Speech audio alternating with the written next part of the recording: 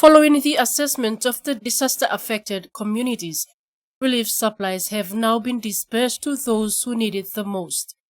Medical supplies for Saido have been dropped off on Saturday morning, together with relief items from the International Organization for Migration. These supplies include 4 bales of mosquito nets and blankets bound for Mebu.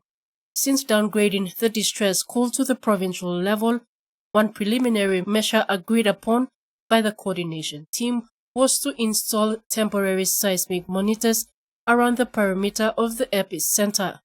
The assistance of the seismic monitors will come from UNDP and installed by geohazards.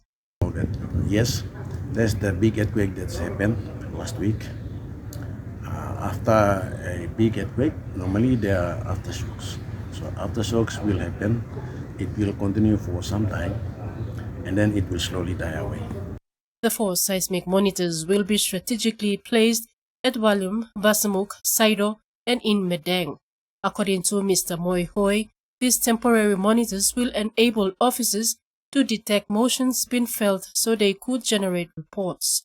He advised the public not to panic, as it is normal for aftershocks to continue following earthquakes of bigger magnitude. He stated that during big quakes, rocks beneath the Earth's surface get displaced, and over time, an adjustment process takes place in order for the rocks to reposition themselves back in place. He states that during this process, smaller tremors or earthquakes will occur.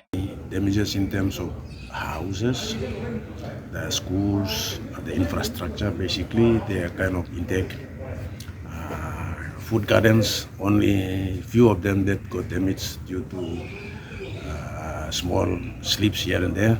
It's not major, and that's within the epicentral area in Mebu and surrounding areas.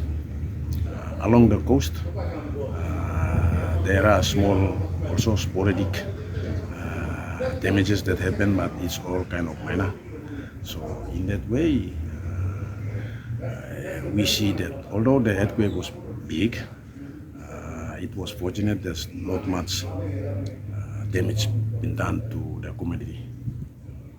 In the meantime, authorities are calling on those impacted to come to terms with the disaster and start rebuilding their lives while waiting for government intervention, if any. The Geohazards and Physical Management team has also warned people not to believe in false earthquake alerts, as earthquakes cannot be predicted and people should not be misled to believe that an earthquake could occur after a certain period of time. Susan Oriape, TVWAN News.